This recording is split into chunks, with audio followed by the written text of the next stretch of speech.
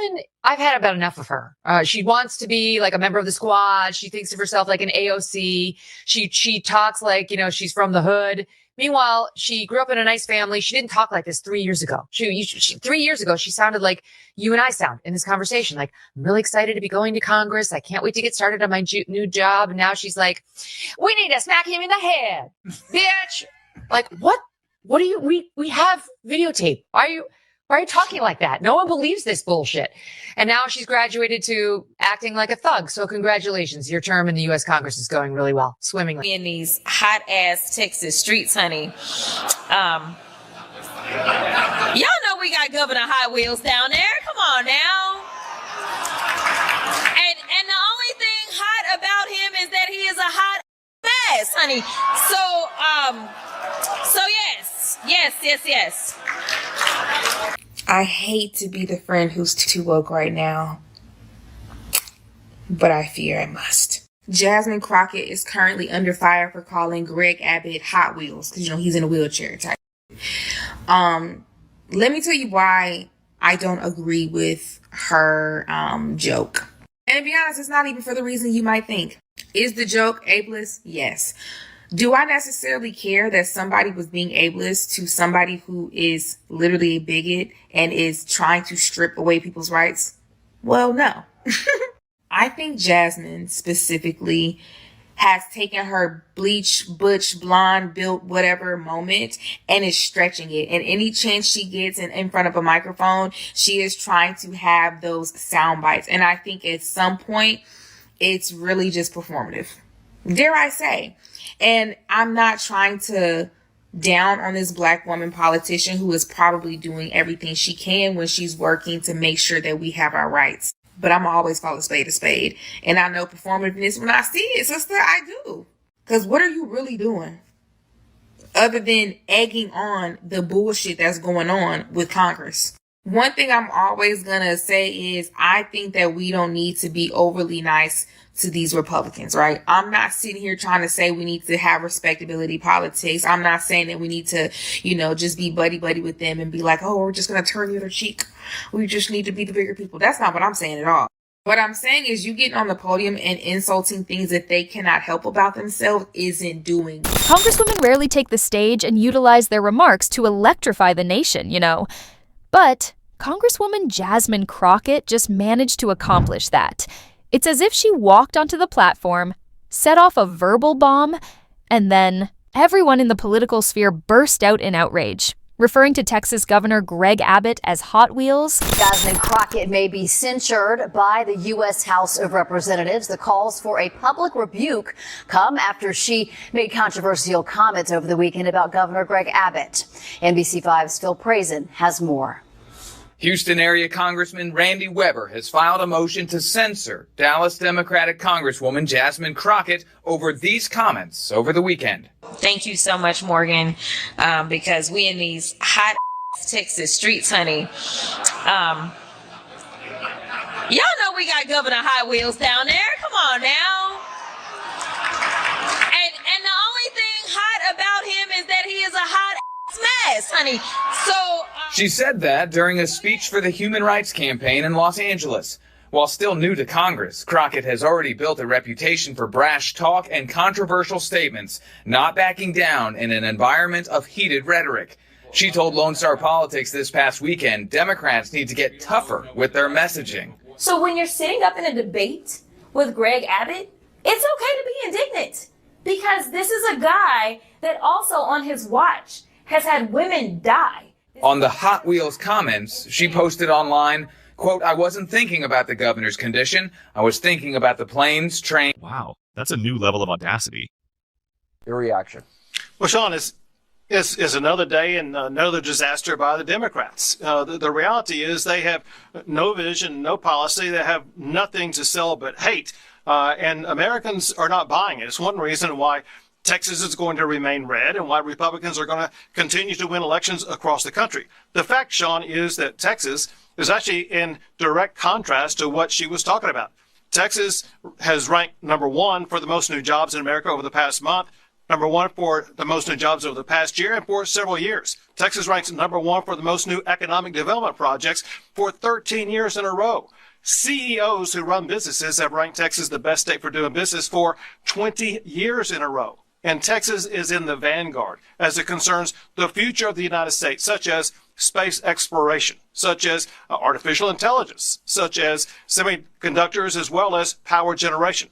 The bottom line is that Republican states like Texas are leading the way, and with comments like this by Democrats, we will just leave them in the dust in future. Her harsh comments caused a furious explosion of anger and indignation. This kind of rhetoric gets people talking, but not in a good manner. If you want to read those frank political in-depths that get right to the point, click subscribe. You may wait. I'll wait. Done? Welcome aboard. All right, let's examine Congresswoman Jasmine Crockett's complete mess in more detail.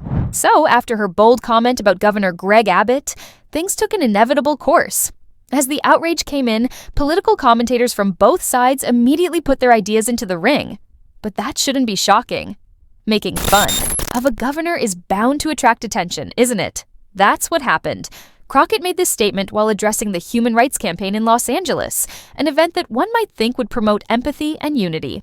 However, her comments had the exact opposite effect.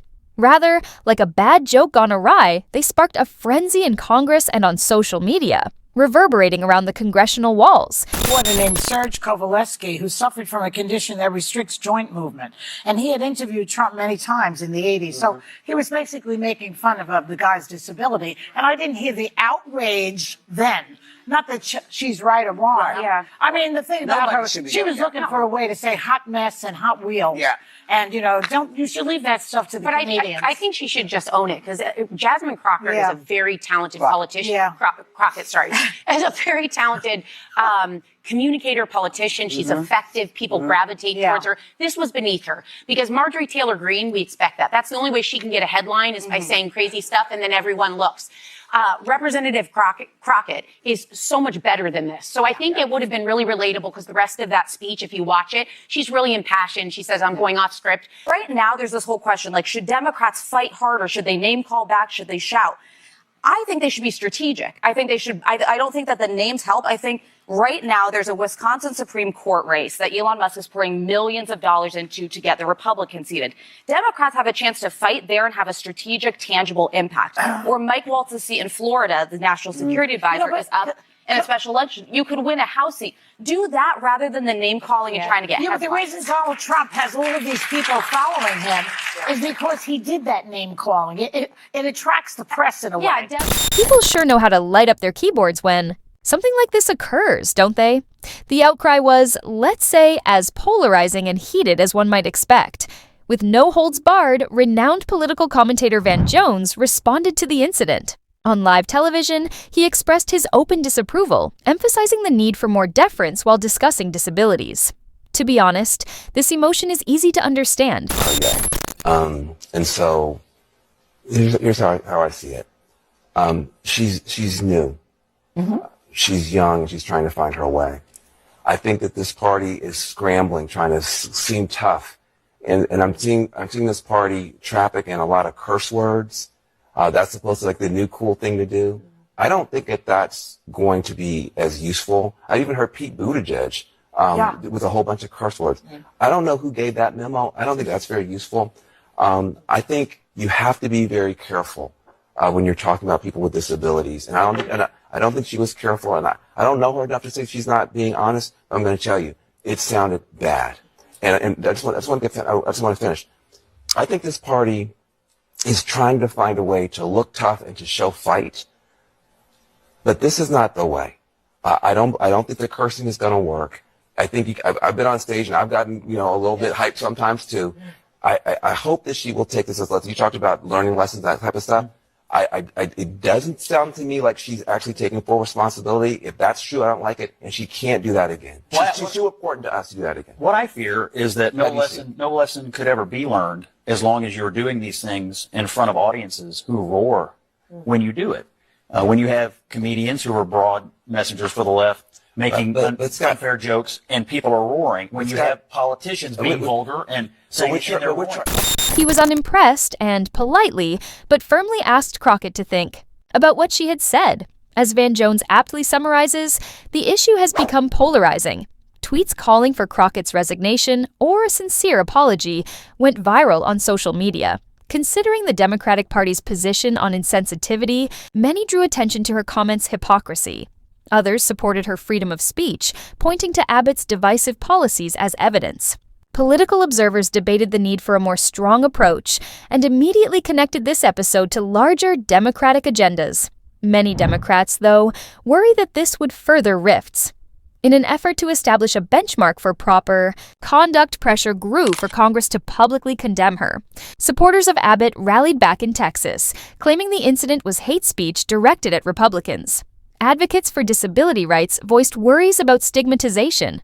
This episode highlights how erratic politics can be and how mistakes may swiftly spiral out of control. The fallout will show whether Crockett's career can withstand this setback and whether it marks a change in the political landscape. All right, folks, it's your turn now. What do you think about Crockett's remarks and the backlash that followed? Do you think she crossed the line, or was she just keeping it real? Drop your thoughts in the comments below. I can't wait to hear what you all have to say.